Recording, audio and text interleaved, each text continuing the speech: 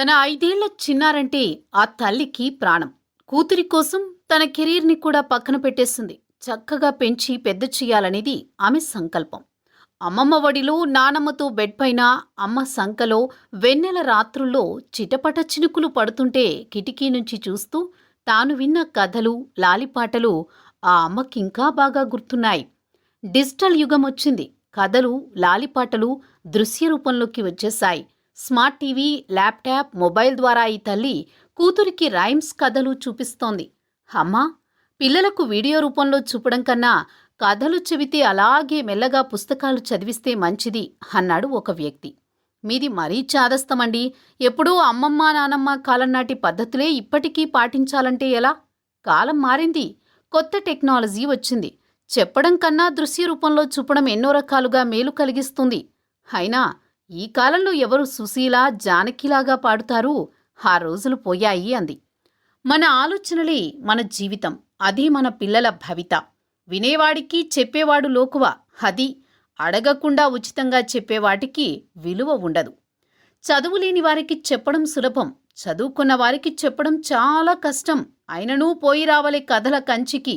వినుడి వినుడి ఇంటింటి రామాయణ గాథ, వినుడి మన బాధ.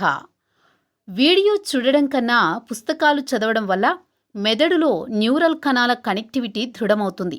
అంటే తెలివితేటలు, ఇంకా సరిగ్గా చెప్పాలంటే ఐక్యూ లెవెల్ పెరుగుతుంది. చదవడం వల్ల మెదడులో భాషకు సంబంధించిన భాగం, అలాగే ఊహించడానికి సంబంధించిన భాగం దృఢపడతాయి.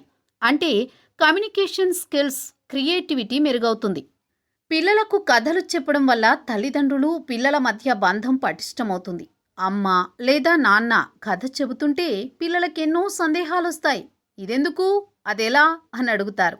వీటికి సమాధానం చెప్పడం వల్ల మనమ్మా నాన్నకు ఎన్నో తెలుసు, వారి మాట వినాలి అనే భావన బాల్యంలోనే వారి మనసులో నాటుకొని పోతుంది.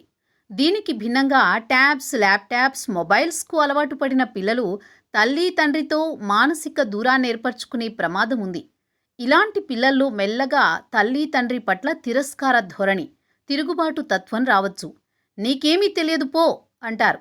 టీనేజ్ వయసులో తల్లి తండ్రి ఏదైనా చెప్పాలని ప్రయత్నిస్తే పెద్దగా అనుకూల ఫలితం ఉండదు.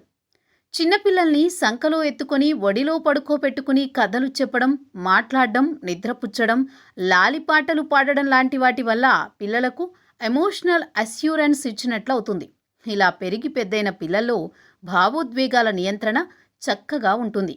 ఆధునిక కాలం పిల్లల్లో మానసిక కుంగుబాటు, అగ్రెషన్ లాంటివి సాధారణమైపోవడానికి ముఖ్య కారణం చందమామ రావి, గోరుముద్దల పాటలు, జ్యో అచ్యుతానంద పవళింపు సేవలు, అనగనగా ఒక ఊళ్ళో బెడ్ టైం కథలు మాయమైపోవడం. టెక్నాలజీ గొప్పదే, కానీ వాడుకోవడం తెలియద్దా? పిల్లల్ని సంకలో ఎత్తుకుని భుజంపై ఎత్తుకుని వెళ్లడం ఇక్కడి సంప్రదాయం. ఇప్పుడు పిల్లల్ని కూర్చోబెట్టుకుని తోసుకుని వెళ్లే బళ్ళు వచ్చాయి. రోడ్డుపై దుమ్ము ధూళి ఉన్నప్పుడు భుజంపైకి ఎత్తుకుంటే బిడ్డ కాలుష్యం బారిన పడే అవకాశం తగ్గుతుంది. నేలకు కేవలం 2 అడుగులు ఎత్తుండే బండిపై బిడ్డను పడుకోబెట్టి ఇండియన్ రోడ్స్పై తోసుకెళ్లడం అజ్ఞానం. హైదరాబాద్లోని కేబీఆర్ పార్కులో ఇలా ఎంతోమంది ఆధునిక తల్లులు దర్శనమిస్తుంటారు. జనాలు వాకింగ్ చేస్తున్న వేళ 5 నిమిషాలు నేలపై కూర్చుని చూస్తే ఎంత ధూళి పిల్లల ఊపిరితిత్తుల్లోకి వెళుతుందో అర్థమవుతుంది. టెక్నాలజీ 2 వైపులా పదునున్న కత్తి. సరైన రీతిలో వాడుకోవడం తెలియాలి.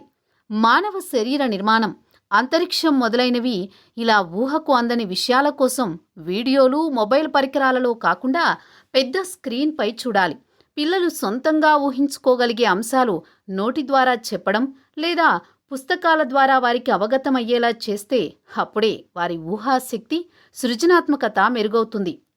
చంటి పిల్లలకు వాస్తవ ప్రపంచం పరిచయం కాకముందే వర్చువల్ ఫ్యాంటసీ ప్రపంచం చూపిస్తే వారి వరల్డ్ వ్యూ తలకిందులు కాదా? అర్థం కాలేదా?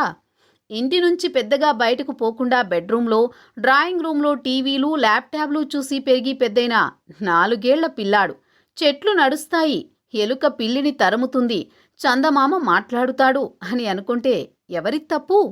ఇలాంటి ఫ్యాంటసీ అద్భుత ప్రపంచానికి అలవాటు పడిన పిల్లలకు వాస్తవ ప్రపంచం బోరింగ్ అనిపిస్తే ఫ్యాంటసీ వరల్డ్లోనే లైఫ్ బాగుంది అని 5 ఏళ్లకే నిర్ణయానికొచ్చి మొబైల్ డివైస్కి అడిక్ట్ అయిపోతే ఆ నేరం ఎవరిది?